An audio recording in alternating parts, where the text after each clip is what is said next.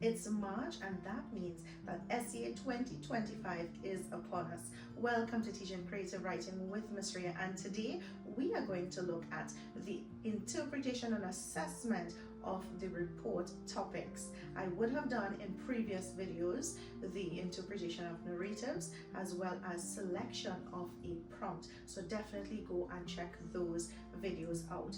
Now we are going to get straight into report writing, and before we get into the steps of the analysis, we want to examine as to why is this so important. So the interpretation of your question is absolutely critical. Just as any other question, the question requires an appropriate response. So when we analyze and interpret our questions correctly, it means that our response will be appropriate and on target with what the response should be. And this is the core of why this step is so critical for our process in writing. Now, in analyzing our question, we have some steps here on the board. You would see, first step, read and underline key points in the question. Secondly, we place our report in a category. There are two categories for reports: the eyewitness, the non-eyewitness. Then you plan with the 5-paragraph format.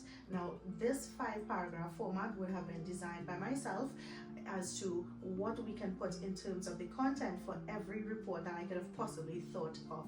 So in my textbook, you would see the formats for accident, incidents, activity reports, competition reports. Those are the general categories, and subcategories that follow. All of them would have the 5-paragraph format.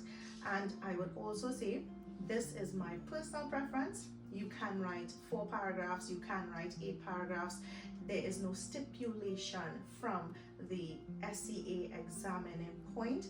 However, again, I will stress, the 5-paragraph format is my personal preference. It covers the introduction, the body, and the conclusion. Now we're going to look at how all of these steps would be applicable to a question. So on the board we have 2 students who were playing football in class. When the ball broke the light bulb, write a report to your class teacher about the incident. So we would have underlined 2 students, which would reflect persons involved in the report. Playing football, a key point. The classroom would be the location. The ball breaking the light bulb would be another key point for us.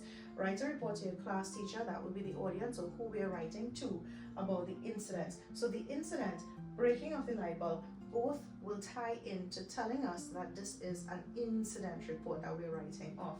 Now the plan follows simply. Paragraph 1, date, time, location, persons involved, and the audience. Paragraph 2, this is before. The class, the students involved, how did the incident occur?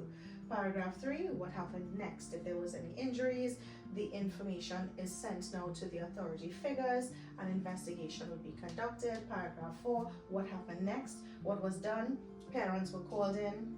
Depending on the nature of the injuries, paramedics contacted, or the person would be taken for treatment, and then there was a meeting to discuss the incident. Paragraph 5 would have the outcome coming from a medical report if there were injuries, and also for the punishment of this incident here. And this essentially is what we would be looking at when it comes to assessing the question, from reading and underlining to planning the report. I hope these steps help you when next you are looking at a report topic.